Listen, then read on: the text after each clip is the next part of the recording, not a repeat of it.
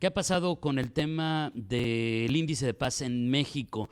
¿Qué está pasando en este 2022 comparado con los últimos años? Quien sabe muy bien de estos temas y de hecho pues tienen un reporte muy completo que ya le vamos a contar, dónde lo puede consultar a detalle o dónde puede conseguir un brief para que lea todo el resumen y todos los datos más relevantes. Es el director en México del Instituto para la Economía y la Paz, a quien le agradezco nos tome la llamada, Carlos Juárez Cruz, licenciado en Economía, maestría en Gestión Pública, maestría en Políticas para el Desarrollo Internacional en la Universidad de Duke, en Carolina del Norte, con una beca Rotary Pro Paz de 2016. Ha sido asesor en construcción de paz y transformación positiva de conflictos para varios gobiernos locales, así como consultor en desarrollo económico, finanzas públicas y transparencia. Ha impartido conferencias y talleres en México, Colombia, Guatemala, Perú y Ecuador, diversas ciudades de Estados Unidos. Ha sido líder de procesos de formación para jóvenes, líderes religiosos, servidores públicos, hombres y mujeres policías, personal militar y empresas. Y desde el 2017 es, como le decía, director en México del Instituto para la Economía y la Paz. Carlos, muy buenos días. David, muy buen día. Muchas gracias por esa presentación. Y saludos a quienes nos escuchan. Oye, pues no quiero adelantarme mucho porque quiero que tú me lo cuentes, Carlos, pero pues los datos que arroja este estudio que presentaron recientemente y que pues permiten tener algunos comparativos de cómo están los índices de paz en México del 2015 para acá, pues tiene muchos asuntos preocupantes. ¿Cuáles considerarías tú que son los datos más relevantes que hay que comentarle al público? Sí, te comparto que hemos presentado la 9ª edición del Índice de Paz México. Es este estudio que busca mostrar un panorama amplio de las violencias en el país, analizar algunas tendencias y dar seguimiento a la evolución de varios indicadores para las 32 entidades del país. Hemos encontrado que en 2021, que es el último año que medimos años completos, que durante 2021 muchas violencias en el país alcanzaron máximos históricos, a pesar de algunas pequeñas buenas noticias, como una reducción en los homicidios del 4%, es buena noticia, aunque la mejoría no es demasiado significativa, pues aún tenemos niveles históricos de homicidio en el país. Tenemos en México la 8ª tasa de homicidios más alta del mundo, y para la población entre 15 y 35 años, el homicidio con arma de fuego es ya la principal causa de muerte. Esto nos debe preocupar. Sin embargo, hubo otros indicadores que empeoraron aún más, y me refiero a los indicadores, por ejemplo, de violencia de género. La violencia sexual aumentó en el último año un 14%, un 24% la violencia sexual, y la violencia familiar un 14%, acumulando incrementos en los últimos 7 años de 94% para la violencia familiar y 98% en los últimos 7 años para la violencia sexual. Son datos alarmantes. Ya concluyo esta primera idea diciéndote que algunas de estas formas de violencia que alcanzaron máximos históricos en 2021, además de las violencias de género y el feminicidio, que llegó a 1,004 feminicidios, la cifra más alta en la historia del país que hemos registrado, el número de personas desplazadas con 44.900 personas, también llegó a un máximo histórico. Las personas desaparecidas, 9.600, llegamos al año del mayor número de desapariciones en un año, el máximo histórico de mujeres, el año en el que más mujeres han desaparecido, el segundo año en que más hombres han desaparecido, y finalmente la violencia contra periodistas.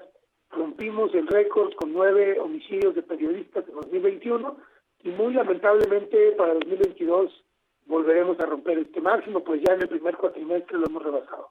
Bueno, por eso arrancaba diciéndote, no me quiero adelantar, pero hay temas, pero que la verdad sí son, perdón, pero pues sí son preocupantes, no encuentro otra manera de describirlo. Ahora, si bien te quiero preguntar, Carlos, de las entidades y cómo estamos en Baja California, antes de ello, plantean ustedes muy bien y lo explican a detalle, cómo todo esto de la violencia en México tiene un impacto económico. Si nos pudieras dar algunos datos de eso, pero además explicarnos un poquito esa cadena de situaciones, porque muchos también, de repente que no conocemos, que no somos expertos, decimos, bueno, sí, o sea, el sentido común me dice que tiene que haber afectaciones en muchos ámbitos, pero ¿por qué es tan fuerte ese impacto en la economía de un país cuando hablamos de estos niveles de violencia? Claro, David. Es una buena pregunta porque a veces no reflexionamos en estos impactos económicos. Quiero primero decir que no podemos medir lo más importante, que es el dolor humano, el sufrimiento, la pérdida de talento, Claro. pero medimos el impacto económico de la mejor manera que podemos. Quizás si te pongo un ejemplo, será más claro cómo estimamos estos impactos. Muy bien. Mira, cuando un joven, pensemos un joven de 20 años, que son jóvenes varones, la mayoría de las personas asesinadas en México, cuando un joven de 20 años es asesinado en la vía pública, se detonan una serie de distorsiones y de efectos en la economía de este espacio público. Pensemos, este joven que es asesinado, hay una reacción inmediata, tú y yo íbamos a salir a comer a esa zona, ya no vamos a ir a consumir, ni hoy ni esta semana, probablemente ya nunca volvamos a esa zona. Los comercios que estaban en los alrededores, si la violencia ha sido recurrente, probablemente cierren sus operaciones, pierdan una inversión. Los comercios que se quedan ahí en la zona que se ha vuelto peligrosa tienen que contratar seguridad privada, poner herrerías, contratar alarmas, cámaras de seguridad, tal vez seguros, yo no sé. Las familias de la víctima tienen que planear un funeral, reemplazar el ingreso que les generaba esta persona joven, y se distorsiona la economía familiar y se pierde también muchos beneficios que ofrecía esta persona. Las autoridades tienen que contratar policías, patrullas, armas, equiparlas para poder perseguir a los posibles asesinos, los posibles homicidas. Si los atrapan hay que procesarlos dentro del sistema de justicia, hacerles un juicio, todo un papeleo, una carpeta, investigaciones, etcétera. Si son hallados culpables, tendrán que ir a prisión y las prisiones son muy caras, son muy costosas y dependiendo de los años que pasen en prisión, estarán ahí y no producirán ni contribuirán a la economía, ni la víctima ni los agresores. Y estos son solamente los desembolsos directos a partir de un evento. Además hay que mirar todas las inversiones que ya no llegan a la entidad o al municipio donde sucedió esto, se pierde mucho dinamismo económico e incluso logramos estimar, este muchacho de 20 años tendría probablemente 40 años más de vida productiva y de contribución a la economía a través de su trabajo y de su consumo. Eso nos lo vamos a perder en la economía. Es decir, te voy mostrando cómo hay una serie de efectos muy diversos en muchos sentidos y nosotros tratamos de capturar y de estimar esta gran bolsa que para el país en 2021 equivalió al 21% del PIB o 4.9 billones de pesos. En términos per cápita podemos decir que la violencia en 2021 le costó 38,000 pesos a cada mexicana y mexicano. ¿Qué cifras? Si bien, como explicabas, creo que a todos nos queda perfectamente claro que pues en otro tipo de delitos se puede resarcir el daño, pero en un homicidio, pues, ¿qué? No hay nada que resarcir. Ya hay una vida perdida. En fin, ¿qué hay respecto a México en comparación con otros países? Ya sé que de repente es una pregunta muy arbitraria porque habría que hablar acerca de países similares o los que pertenecen a una misma organización, Carlos, algo por el estilo, pero si tratáramos de entender en la perspectiva global dónde está parado México cuando hablamos de los índices de paz, ¿hay algún comparativo que nos pueda ayudar a entenderlo o acercarnos a esa realidad respecto al resto del mundo? Sí, bueno, nosotros nos dedicamos a hacer estas métricas y a comparar países, incluso de países que a veces no son fáciles de comparar y por eso hacemos métricas estandarizadas para poderlos comparar. Con todas las salvedades, con todas las aclaraciones de lo que no es comparable, podemos ver que México vive una crisis grave que a nivel mundial llama mucho la atención, ha venido cayendo posiciones durante la última década, somos a nivel internacional, tenemos la posición 140 de 173 países en niveles de paz, hemos venido bajando mucho, los niveles de homicidio no son, los niveles de homicidio no son alarmantes a nivel global, es la tasa más alta, y algo que llama la atención a nivel mundial sobre México son los escandalosos niveles de impunidad. Más del 95% de los delitos no son castigados, no se llega a la justicia, los niveles de corrupción también son escandalosos, Y esas son las recomendaciones globales para nuestro país, que tenemos que, para poder superar y sortear la crisis de violencia que hoy vivimos y de seguridad pública, tenemos que empezar a trabajar en reducir la impunidad a través del fortalecimiento de las instituciones que proveen justicia, que hacen investigación, también fortalecer a las instituciones de seguridad pública, reducir la corrupción y mejorar muchísimo la calidad de nuestros gobiernos y de las políticas públicas que implementan. Muy bien. Ahora, ¿qué hay respecto? Estamos platicando esta mañana con Carlos Juárez Cruz, director en México del Instituto para la Economía y la Paz. ¿Qué hay respecto a las entidades de la República Mexicana? Porque yo recuerdo que hace algunos años platicábamos mucho acerca de que Campeche destacaba porque era muy seguro y de repente ya más en épocas recientes que Guanajuato era el que peor estaba con índices de violencia desbordados, etcétera. Pero además de que si nos platicas un poquito, Carlos, ¿cómo están las entidades, digamos, a lo mejor las que tienen mejores índices de paz versus las que no? Si también nos apoyas con un poquito de información de Baja California. Claro, mira, muy rápido te cuento. Yucatán se ha mantenido en los primeros lugares, el primer lugar desde hace 5 años, con tasas de criminalidad muy, muy bajas. Tiene una de las tasas de homicidios más bajas del mundo. Entonces, bueno, ahí hay algo muy especial con Yucatán.